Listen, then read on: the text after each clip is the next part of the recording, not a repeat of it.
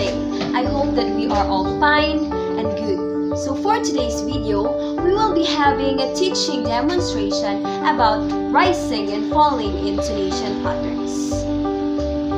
This time, we will be having a recapitulation first. So yesterday, we've discussed about introduction to intonation. So what was intonation again? So intonation is the rising and falling pitch in one's voice.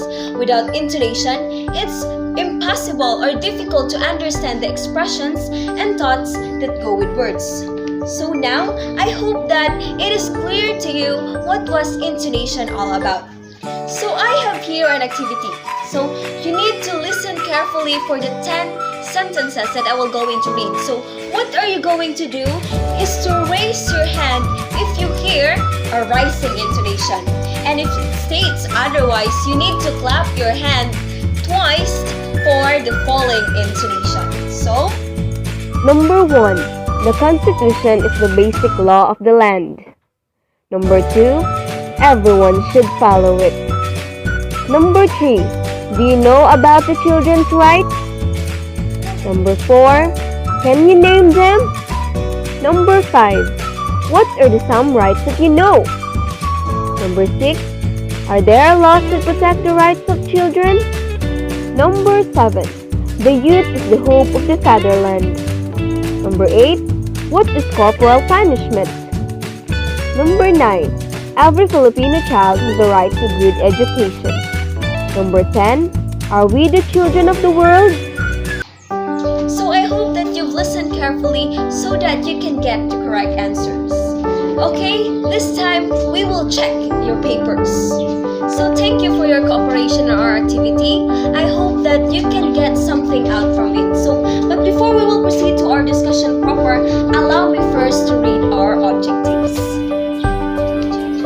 At the end of the session, the students are expected to define an intonation as a review, develop students' ability to recognize rising and falling intonation patterns, and integrate fluency and accuracy speaking for keys in a dialogue.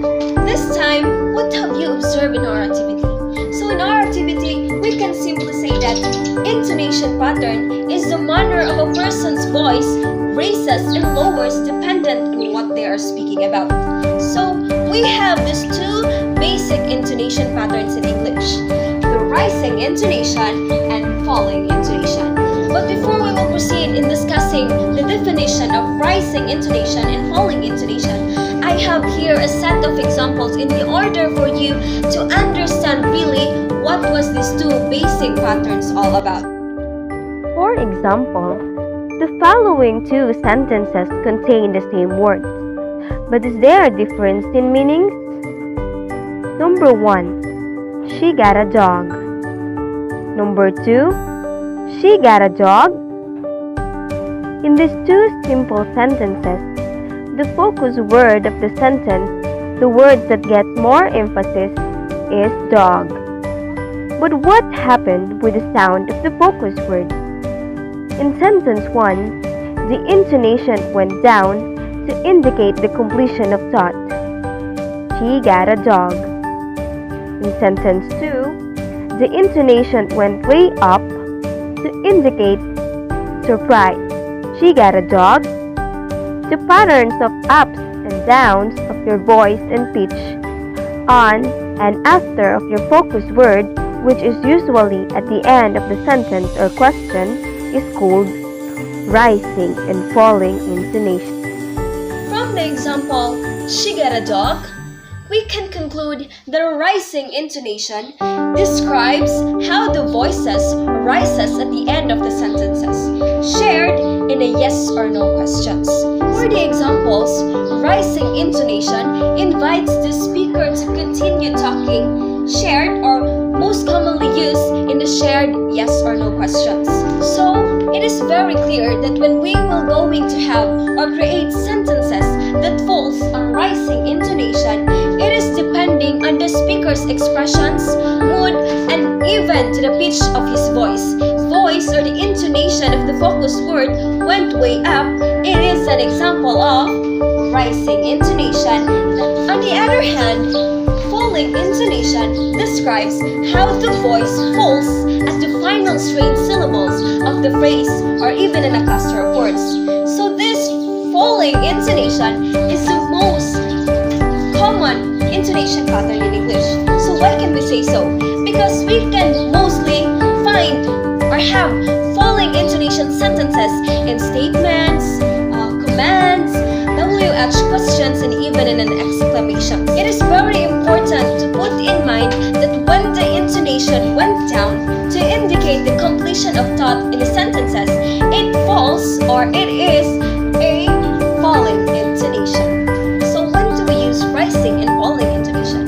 So we can use rising intonation when we want to ask questions, most especially answerable by yes or no, or we want to express doubt or even have confirmation in person.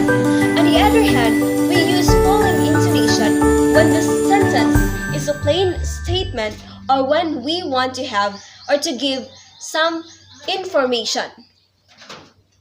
So, we will be having an activity again. So, I have here a sample telephone conversation between Sally and Hannah. But before that, we will first divide the class into two teams, the team A and the team B. So, what are you going to do is to observe the dialogue from what have you listened, and then afterwards, you will create your own conversation highlighting the rising and falling intonation.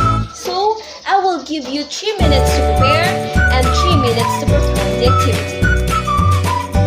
Very good, students. Thank you for your cooperation. I hope that you all understand now what was rising and falling intonation. But before I will leave, just a simple reminder. Speaking English is not just all about grammar and vocabulary. You must change your pitch, the ups and the downs, and the musical notes of your voice in order to convey proper meaning, emotions, and expression. So, thank you for listening. I hope that you get something out from this discussion. Thank you, and God bless.